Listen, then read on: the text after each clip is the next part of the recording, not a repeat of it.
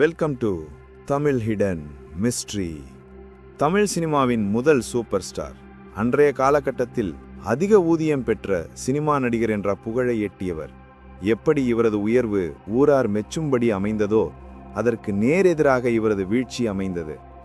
ஊடகவியலாளர் லக்ஷ்மிகாந்தன் கொலை வழக்கில் சிறை செல்வதற்கு முன் பின் என இவரது வரலாறு அமைந்தது துரதிர்ஷ்டமாக உள்ளது.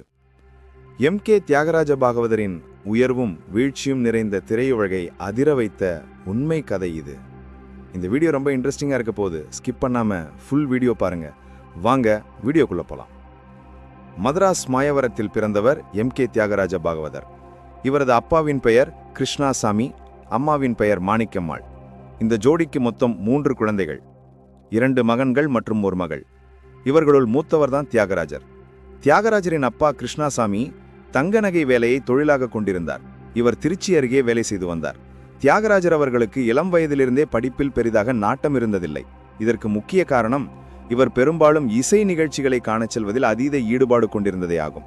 முக்கியமாக பாடல்கள் மீது பேரார்வம் கொண்டிருந்த தியாகராஜர் மீண்டும் மீண்டும் ஒரே இசை நிகழ்ச்சிகளை தொடர்ந்து கேட்டு அப்பாடல்களை அச்சு பெசராமல் பாடும் திறன் கொண்டிருந்தார். ஒருமுறை திருச்சியில் ஒரு நாடக சபா நடத்திய ஹரிஷ்சந்திரா நாடகத்தில் ஹரிஷ்சந்திரன் மகனாக நடிக்கும் வாய்ப்பு தியாகராஜர் அவர்களுக்கு கிடைத்தது. அந்நாடகத்தை காண வந்த மதுரை பொன்னு ஐயங்கார் எனும் வயலின் இசைக்கலைஞர் தியாகராஜரின் திறமையை கண்டு வியந்தார். முக்கியமாக இவரது குரல் வளத்தில் இருக்கும் திறனை கண்டு இவருக்கு முறையாக இசை கற்றுக் கொடுக்க முன்வந்தார். இச்சமயத்தில்தான் நாடக ஆசானாக விளங்கி வந்த நடராஜன் என்பவர் தியாகராஜர் அவர்களுக்கு நடிப்பு கற்றுக் கொடுத்தார். கர்நாடக இசையை முறையே 6 ஆண்டுகள் கற்றுத் தேர்ந்தார் தியாகராஜன். இவரது பாட்டு கச்சேரி ஒன்றில் பல சங்கீத மேதைகள் வாத்தியங்கள் வாசிக்க 4 மணி நேரத்திற்கும் மேல் இசை கச்சேரி இனிதே நடந்து முடிந்தது. கச்சேரி முடிந்த கையோடு சங்கீத மேதையான புதுக்கோட்டை தட்சிணாமூர்த்தி அவர்கள் தியாகராஜர் அவர்களுக்கு பாகவதர் எனும் பட்டத்தை வழங்கினார்.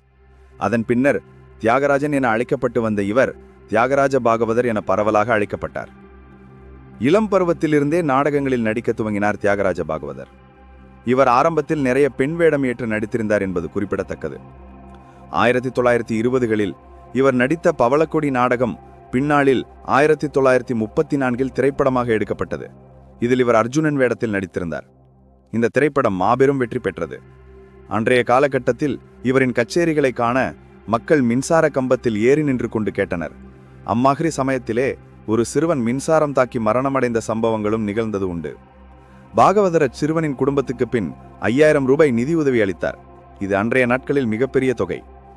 ஒரு முறை திருச்சிக்கு காரில் பயணமான பொழுது இவரின் கார் புதுக்கோட்டை வழியாக தொடர்